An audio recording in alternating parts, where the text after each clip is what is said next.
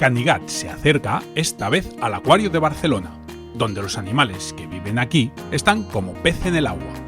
Nos reunimos con Natalia, una de las biólogas que trabaja aquí, y nos va a explicar cómo funciona la instalación, con uno de los oceanarios más grandes de Europa, con más de 4 millones de litros de agua marina, y una síntesis de la fauna que habita en el mar Mediterráneo.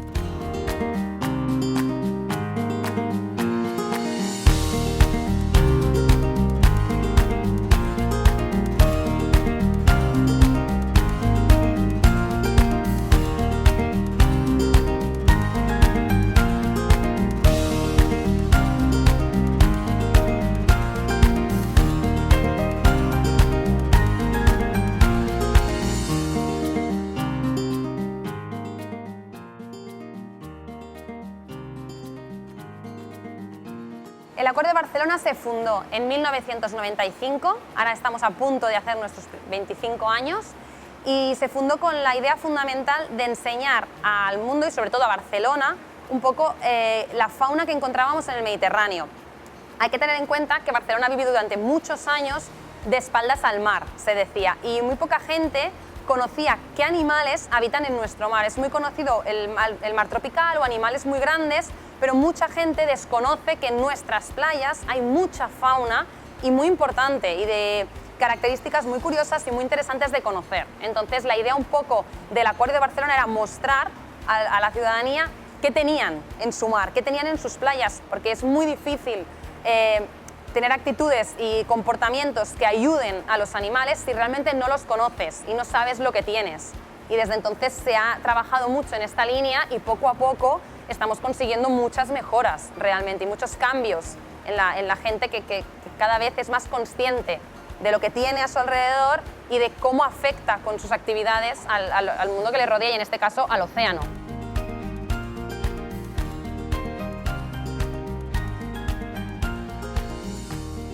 Como la mayoría de centros con animales, en sus orígenes tenían quizás una línea más exhibitoria, de mostrar al mundo los animales y terminaban en este punto. Sí que es verdad que siempre hemos tenido un departamento de educación en el que hemos hecho visitas guiadas, talleres, hemos trabajado mucho con escuelas y familias para enseñar a los niños temática de animales que por currículum escolar no entraba, pero poco a poco hemos ido entrando en hacer muchos convenios con centros de investigación, con universidades y participar en proyectos para hacer conservación. Es decir, nosotros tenemos una infraestructura y unos conocimientos que pueden ser muy aplicados a proyectos que están llevándose a cabo en el propio terreno, o sea, in situ.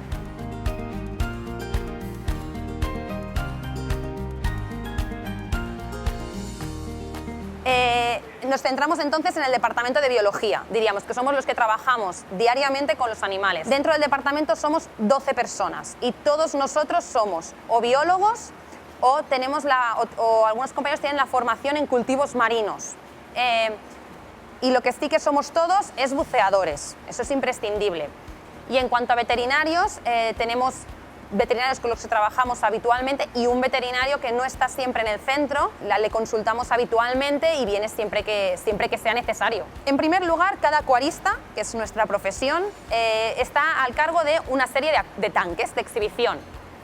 Esta persona sabe que tiene recreados X ambientes, X ecosistemas, con lo cual está formado en esos ecosistemas, sabe qué especies hay, no solo de animales, porque no es solo importante los peces, también son importantes los invertebrados, los peces, la decoración tiene que ser adecuada, el tipo de luz, si hay que añadir algún tipo de alga o de... Todo esto lo conoce, entonces lo que se intenta siempre es cerrar el ciclo, naturalizarlo al máximo, siempre dentro de los estándares de que esto es un centro artificial, con lo cual cuando yo me refiero a naturalizar nos entendemos que es dentro de nuestras posibilidades.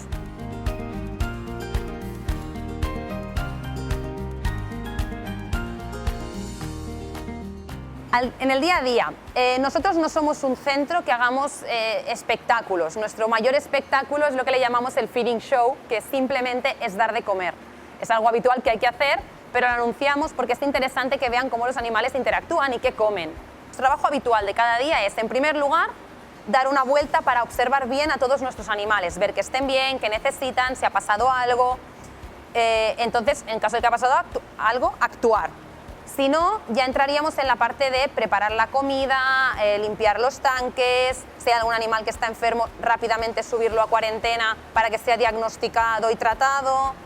Y en cuanto a todos nuestros proyectos que tenemos de conservación y de reproducción, entonces los trabajos habituales que consistan en ellos. Luego se prepara la comida, se les da de comer y nuestra actividad con ellos habría finalizado en este punto. Nosotros no realizamos entrenamientos.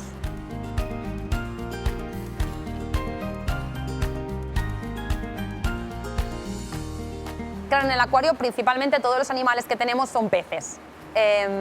También tenemos aves, como son los pingüinos, y algunos reptiles o anfibios. Depende de qué grupo estemos, el comportamiento será un poco diferente, pero por ejemplo en peces, que es lo más habitual, en cuanto llegan, lo primero que hacemos, tanto sea una cría, sea un adulto, va a pasar un proceso de aclimatación, porque a lo mejor los parámetros de agua en los que llega no son exactamente los mismos que los nuestros. Intentamos adaptar los nuestros a los que él llega, para que el cambio sea lo más suave posible y luego ya lo haremos progresivo. Una vez está aclimatado, hacemos siempre unos baños de antibiótico, de lo que se considere necesario según cómo vemos que está el individuo, para tratarlo y que esté bien. Posteriormente pasará a la cuarentena, donde estará primero acostumbrándose a estar en nuestras instalaciones, viendo que come bien, qué tipo de comida le gusta más. Y luego realizaremos una serie de tratamientos que le llamamos los tratamientos preventivos, en donde por nuestro histórico y por los conocimientos que tenemos sabemos qué especies tienen tendencia, según la época, a padecer ciertas patologías, que padecerían en el mar también, pero a lo mejor con el estrés o con el desequilibrio podrían tener una punta, o si más no, nuestra instalación, por la filtración y el cuidado que tenemos de ellos, no tiene estas patologías. Entonces no queremos que se contagien nuestros animales que están sanos. Y para ello pasaría esta cuarentena, y una vez ha pasado la cuarentena, el animal está bien, come bien, se encuentra bien, tiene un aspecto correcto, un comportamiento correcto, pasaría al tanque que le corresponde según la especie que es. Hay que tener en cuenta que en el Acuario de Barcelona cada tanque representa una parte del mundo o una parte o un mar tropical, con lo cual todo lo que se ve en ese tanque es el ecosistema que se encontraría. Entonces los individuos que va a encontrar son las mismas especies que encontraría en su hábitat natural. Una vez lo pasamos allí, tenemos en cuenta, en primer lugar, que el individuo que ha llegado tenga un tamaño acorde a sus compañeros y a la instalación. Si no es así, si es demasiado pequeño, se quedará en cuarentena hasta que tenga el tamaño adecuado para no entrar en conflicto y no tener ningún problema, ni que le quiten la comida, ni que le ataquen, en absoluto. Una vez pasa al tanque, se le observa para que su comportamiento sea el adecuado, esté bien, y ya pasa a ser uno más, y no suele haber ningún tipo de problema. Nosotros con peces en este aspecto no solemos tener demasiado problema entre individuos. Ellos se crea un ecosistema bastante cerrado y bastante natural, podríamos decir, entre comillas. Hay varias maneras en las que un pez puede llegar aquí o un animal puede llegar aquí. En primer lugar, siempre intentamos que sea un intercambio con otro centro. Es decir, existen muchos acuarios, incluso muchos centros de investigación que hacen investigación, tienen poblaciones que luego, una vez han terminado sus estudios, ya no saben qué hacer con ellas, y su final siempre suele ser el sacrificio. Si aquí tienen espacio, este será su lugar, no dejaremos que sean sacrificados. Entonces, en caso de que podamos hacer un intercambio o una cesión o una donación de otro centro que ya esté en cautividad, podríamos decir, esta será siempre la primera opción. Y otra cosa que nos pasa muy habitualmente también a veces son particulares. Hay gente que hoy en día el mundo de los acuarios es bastante social, hay mucha gente que está muy involucrada en la acuariofilia y tienen acuarios realmente grandes y muy complejos en sus casas, pero claro, son espacios limitados. Muchas veces los animales les crecen o cambian de casa, cualquier cosa que ya no pueden tener sus animales, y siempre nos llaman para cedérnoslos. En caso de que nosotros tengamos estas especies dentro de alguno de nuestros acuarios y nos quepan por tamaño, por edad, por todo, los aceptamos y vendrán aquí.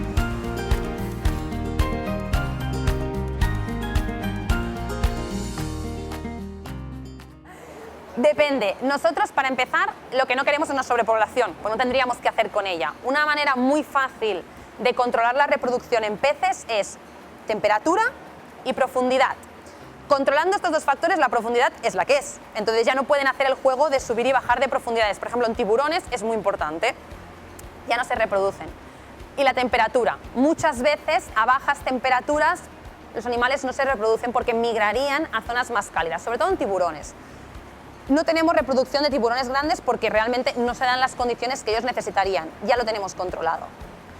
Y por otro lado, si tenemos algún animal que se nos reproduce más de lo que nosotros podemos tener en nuestras instalaciones, siempre buscamos una vía de salida, un acuario que no tiene esta especie y la quiere, o que necesita hacer un intercambio.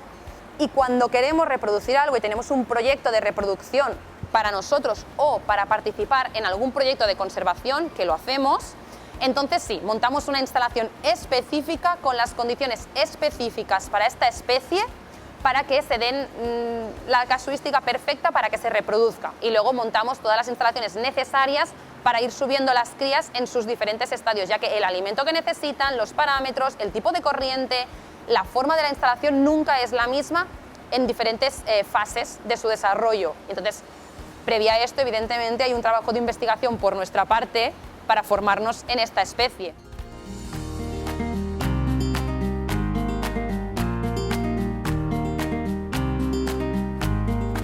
Una anécdota. Bueno, es bastante curioso, pero sí que es verdad que en cuanto a pingüinos, por ejemplo, son bastante monógamos los pingüinos y nuestros habitantes de aquí tienen parejas. Es una población más bien mayor que lleva aquí muchos años y tienen parejas formadas. Pero sí que es muy divertido ver que son monógamos, pero tampoco son muy estrictos. Y por las mañanas hay veces que nos encontramos cambios de nido que nunca acaban bien. Siempre hay una pelea, siempre hay demás. Cada pingüino tiene su nido, por lo tanto hay tantos nidos como pingüinos. Pero los pingüinos forman parejas y viven en pareja, lo que querría decir que tienen 2 nidos por pareja y se cambian de nido, utilizan los 2, van cambiando.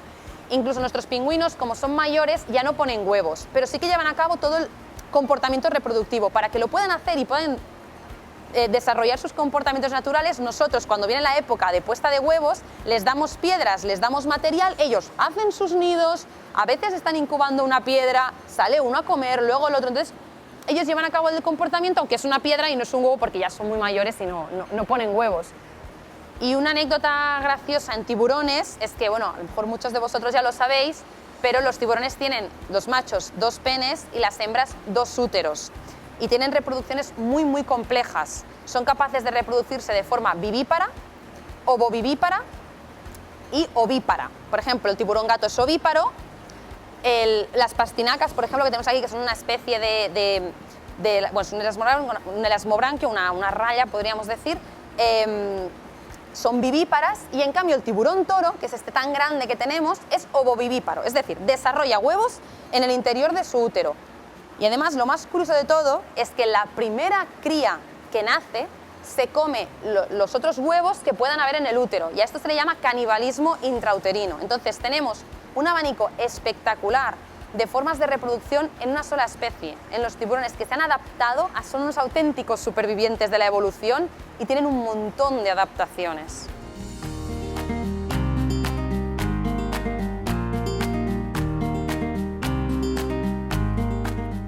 Un consejo. En cuanto a animales, lo más importante de todo es que cualquier persona que esté interesada en tener un animal, por favor, lo más importante, informémonos muchísimo sobre ese animal.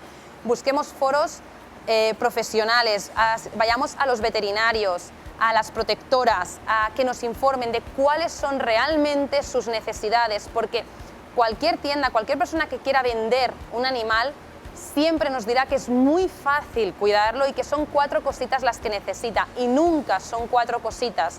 Hemos de pensar que son animales que ya no están en su territorio, que ya no están en su hábitat, les hemos quitado toda esa parte y los ponemos en algo que es completamente diferente a su espacio para vivir.